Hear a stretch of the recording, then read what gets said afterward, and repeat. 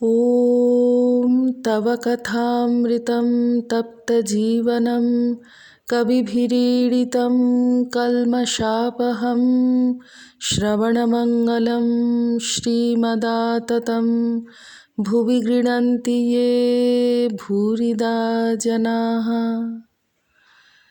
ঠাকুর শ্রী রামকৃষ্ণ দক্ষিণেশ্বর মন্দিরে ভক্ত সঙ্গে 1884 5ই এপ্রিল। শ্রী রামকৃষ্ণ মনির প্রতি। তুমি এইটে শুনে যাও, বেদ পুরাণ তন্ত্র সব শাস্ত্রে তাঁকেই চায়, আর কারুকে চায় না। সেই এক সচ্চিদানন্দ, যাকে বেদে সচ্চিদানন্দ ব্রহ্ম বলেছে, তন্ত্রে তাঁকেই সচ্চিদানন্দ শিব বলেছে, তাঁকেই আবার পুরাণে সচ্চিদানন্দ কৃষ্ণ বলেছে। শ্রী রামকৃষ্ণ শুনিলেন, রাম বাড়িতে মাঝে মাঝে নিজে রেঁধে খান। শ্রী রামকৃষ্ণ মনির প্রতি। তুমিও কি রেঁধে খাও? মনি: আজ্ঞা না। শ্রী রামকৃষ্ণ: দেখো না, একটু গাওয়া ঘি দিয়ে খাবে, বেশ শরীর মন শুদ্ধ বোধ হবে। ৪৪ পরিচ্ছেদ। রামের ঘরকন্যার অনেক কথা হইতেছে। রামের বাবা পরম বৈষ্ণব, বাড়িতে শ্রীধরের সেবা।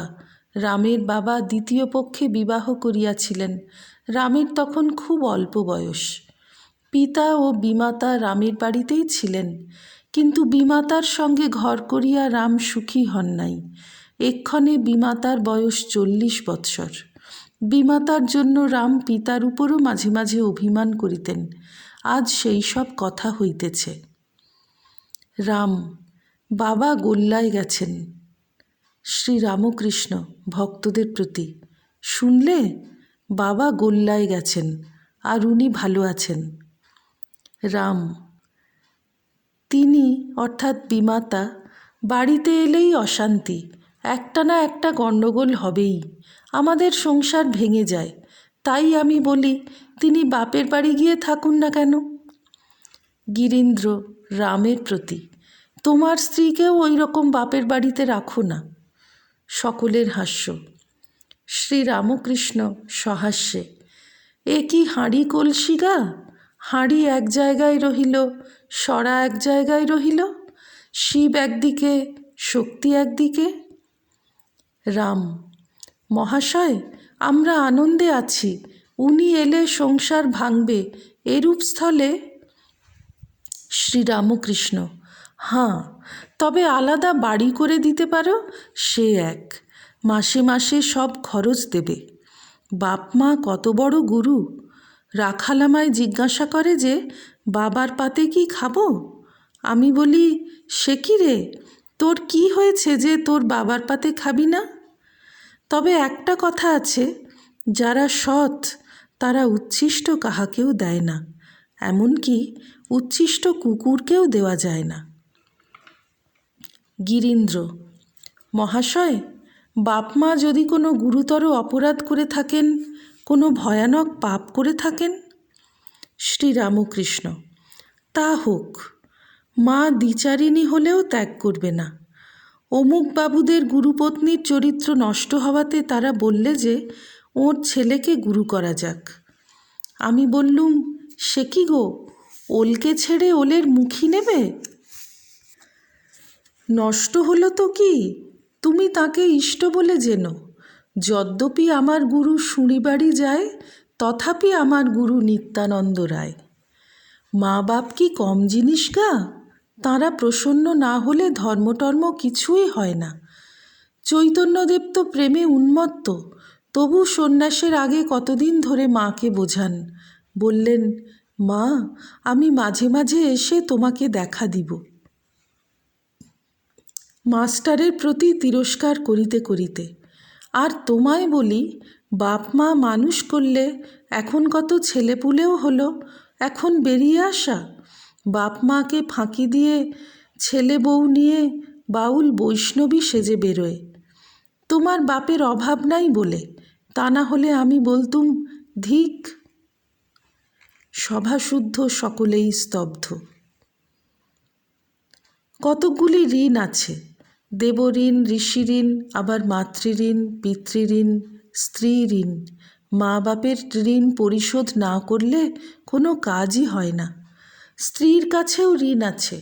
হরিশ স্ত্রীকে ত্যাগ করে এখানে এসেছে। যদি তার স্ত্রীর খাবার জোগাড় না থাকতো তাহলে বলতুম ঢ্যামনা শালা। জ্ঞানের পর ওই স্ত্রীকে দেখবে সাক্ষাৎ ভগবতী। চণ্ডীতে আছে, ইয়া দেবী সর্বভূতেষু মাতৃরূপেণ সংস্থিতা। তিনিই মা হয়েছেন। যত স্ত্রী দেখো সব তিনিই। আমি তাই বৃন্দেকে কিছু বলতে পারি না। কেউ কেউ শোলক ঝাড়ে, লম্বা লম্বা কথা কয়, কিন্তু ব্যবহার আর এক রকম। রামপ্রসন্ন ওই হঠযোগীর কিসে আফিম আর দুধের জোগাড় হয় এই করে করে বেড়াচ্ছে। আবার বলে মনুতে সাধু সেবার কথা আছে। এদিকে বুড়ো মা খেতে পায় না, নিজে হাট বাজার করতে যায়। এমনি রাগ হয়। তবে একটি কথা আছে, যদি প্রেমোন্মাদ হয় তাহলে কে বা বাপ, কে বা মা, কে বা স্ত্রী। ঈশ্বরকে এত ভালোবাসা যে পাগলের মতো হয়ে গেছে। তার কিছুই কর্তব্য নাই, সব ঋণ থেকে মুক্ত। প্রেমোন্মাদ কীরকম? সে অবস্থা হলে জগৎ ভুল হয়ে যায়। নিজের দেহ যে এত প্রিয় জিনিস তাও ভুল হয়ে যায়। চৈতন্যদেবের হয়েছিল। সাগরে ঝাঁপ দিয়ে পড়লেন, সাগর বলে বোধ নাই। মাটিতে বারবার আছাড় খেয়ে পড়ছেন। ক্ষুধা নাই, তৃষ্ণা নাই, নিদ্রা নাই, শরীর বলে বোধই নাই। ঠাকুর হা চৈতন্য বলিয়া উঠিলেন ভক্তদের প্রতি। চৈতন্য কিনা অখণ্ড চৈতন্য। বৈষ্ণবচরণ বলতো, গৌরাঙ্গ এই অখণ্ড চৈতন্যের একটি ফুট। শ্রী রামকৃষ্ণ, তোমার কি এখন ইচ্ছা তীর্থে যাওয়া? বুড়ো গোপাল, আজ্ঞে হাঁ, একটু ঘুরে ঘাড়ে আসি। রাম বুড়ো গোপালের প্রতি। ইনি বলেন, বহুদকের পর কুটিচক। যে সাধু অনেক তীর্থ ভ্রমণ করেন তার নাম বহুদক। যার ভ্রমণ করার স্বাদ মিটে গেছে আর এক জায়গায় স্থির হয়ে আসন করে যিনি বসেন তাকে বলে কুটিচক। আর একটি কথা ইনি বলেন, একটা পাখি জাহাজের মাস্তুলের উপর বসেছিল। জাহাজ গঙ্গা থেকে কখন কালাপানিতে পড়েছে তার হুঁশ নাই। যখন হুঁশ হলো তখন ডাঙা কোন দিকে জানবার জন্য উত্তর দিকে উড়ে গেল। কোথাও কুল কিনারা নাই, তখন ফিরে এলো। আবার একটু বিশ্রাম করে দক্ষিণ দিকে গেল, সেদিকেও কুল কিনারা নাই, তখন হাঁপাতে হাঁপাতে ফিরে এলো। আবার একটু জিরিয়ে এই রূপে পূর্ব দিকে ও পশ্চিম দিকে গেল। যখন দেখলে কোনো দিকেই কুল কিনারা নাই, তখন মাস্তুলের উপর চুপ করে বসে রইল। শ্রী রামকৃষ্ণ বুড়ো গোপাল ও ভক্তদের প্রতি। যতক্ষণ বোধ যে ঈশ্বর সেথা সেথা, ততক্ষণ অজ্ঞান। যখন হেথা হেথা, তখনই জ্ঞান। একজন তামাক খাবে তো প্রতিবেশীর বাড়ি টিকে ধরাতে গেছে। রাত অনেক হয়েছে, তারা ঘুমিয়ে পড়েছিল। অনেকক্ষণ ধরে ঠেলাঠেলি করবার পর একজন দোর খুলতে নেমে এলো। লোকটির সঙ্গে দেখা হলে সে জিজ্ঞাসা করলে, কি গো, কি মনে করে? সে বললে, আর কি মনে করে, তামাকের নেশা আছে জানো তো, টিকে ধরাবো মনে করে।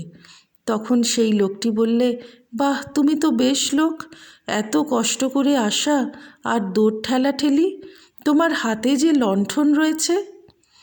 সকলের হাস্য। যা চায় তাই কাছে, অথচ লোকে নানা স্থানে ঘুরে। ঠাকুর কি ইঙ্গিত করিতেছেন, তিনি বিদ্যমান, তীর্থ কেন? রাম, মহাশয়, এখন এর মানে বুঝেছি। গুরু কেন কোনো কোনো শিষ্যকে বলেন 4 ধাম করে এসো। যখন একবার ঘুরে দেখে যে এখানেও যেমন সেখানেও তেমন, তখন আবার গুরুর কাছে ফিরে আসে। এসব কেবল গুরুবাক্যে বিশ্বাস হবার জন্য। কথা একটু থামিলে পর ঠাকুর রামের গুণ গাহিতেছেন। শ্রী রামকৃষ্ণ ভক্তদের প্রতি। আহা, রামের কত গুণ, কত ভক্তদের সেবা আর প্রতিপালন। রামের প্রতি অধর বলছিল তুমি নাকি তার খুব খাতির করেছ। অধরের শোভাবাজারে বাড়ি, ঠাকুরের পরম ভক্ত। তাঁর বাড়িতে চণ্ডীর গান হইয়াছিল। ঠাকুর ও ভক্তেরা অনেকেই উপস্থিত ছিলেন। অধরের কিন্তু রামকে নিমন্ত্রণ করিতে ভুল হইয়াছিল। রাম বড় অভিমানী, তিনি লোকের কাছে দুঃখ প্রকাশ করিয়াছিলেন। তাই অধর রামের বাড়িতে গিয়াছিলেন। তার ভুল হইয়াছিল, এই জন্য দুঃখ প্রকাশ করিতে গিয়াছিলেন। রাম, সে অধরের দোষ নয়, আমি জানতে পেরেছি। সে রাখালের দোষ, রাখালের উপর ভার ছিল। শ্রীরামকৃষ্ণ, রাখালের দোষ ধরতে নাই, গলা টিপলে দুধ বেরোয়। রাম, মহাশয় বলেন কি, চণ্ডীর গান হলো? শ্রীরামকৃষ্ণ, অধর তা জানত না। ওই দেখো না, সেদিন যদু মল্লিকের বাড়ি আমার সঙ্গে গিয়েছিল। আমি চলে আসবার সময় জিজ্ঞাসা করলুম, তুমি সিংহবাহিনীর কাছে প্রণামী দিলে না? তা বললে, মহাশয় আমি জানতাম না যে প্রণামী দিতে হয়। তা যদি না বলেই থাকে, হরিনামে দোষ কি? যেখানে হরিনাম সেখানে না বললেও যাওয়া যায়, নিমন্ত্রণ দরকার নাই। ওম নিরঞ্জনম নিত্যমনন্তরূপং ভক্তানুকম্পাধৃতবিগ্রহং বৈ ঈশাবতারং পরমেশমিড্যম তং রামকৃষ্ণং শিরসা নমামঃ। শ্রীরামকৃষ্ণার্পণমস্তু।